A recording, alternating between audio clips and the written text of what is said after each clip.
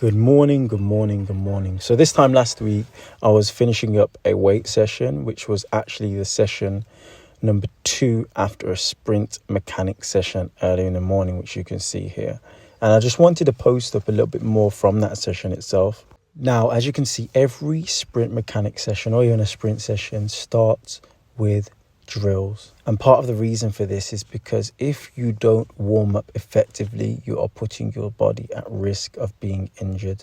So you can see the number of drills that I'm doing and that there is a range of those different drills so that my body can be warmed up as effectively as possible. The main focus of the sprints for the day was 50% sprints, maybe touching 60%, but it was 50% sprints. That was the focus. Another sub-focus, if you can have that, was actually trying to sprint from a range of positions. So whether that be lying on my front or lying on my back. It was to test my reaction/response time. If I am playing rugby next season, this is incredibly useful as well because it trains you to get up and go, whether that be from a ruck or if you've just been tackled. Just being able to hit a higher speed and or level of intensity from an unadvantageous position. When the sprints were said and done, we then moved on to some conditioning, which we were looking at some shuttle runs, and I am not as fit as I should be.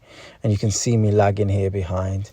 Now, the one excuse/reason I will use is that I had actually trained legs the day before. So even the sprints felt a bit heavy in terms of my landing. My calves are very tight. But when it came to the conditioning, I knew that is not how I wanted to feel. So I need to ensure that I'm doing more conditioning on a week-to-week basis.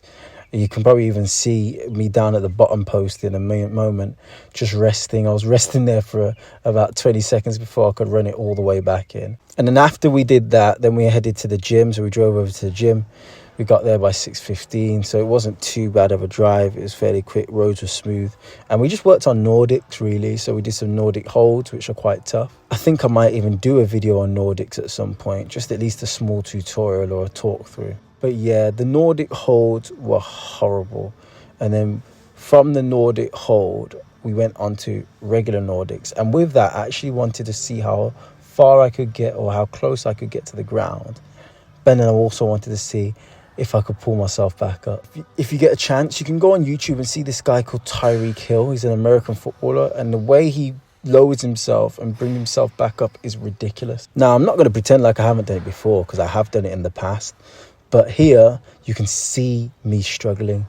But I do finally hit it towards the end, but the range of motion wasn't where I would want it to be. Again, there are reasons. My legs were tired from the day before. I had just done sprints and some conditioning. However, I have high expectations of myself, so I will hit this and I will post it when I hit it. If you're trying to get faster, if you're trying to get stronger with your hamstrings, try this entire session and let me know how it goes.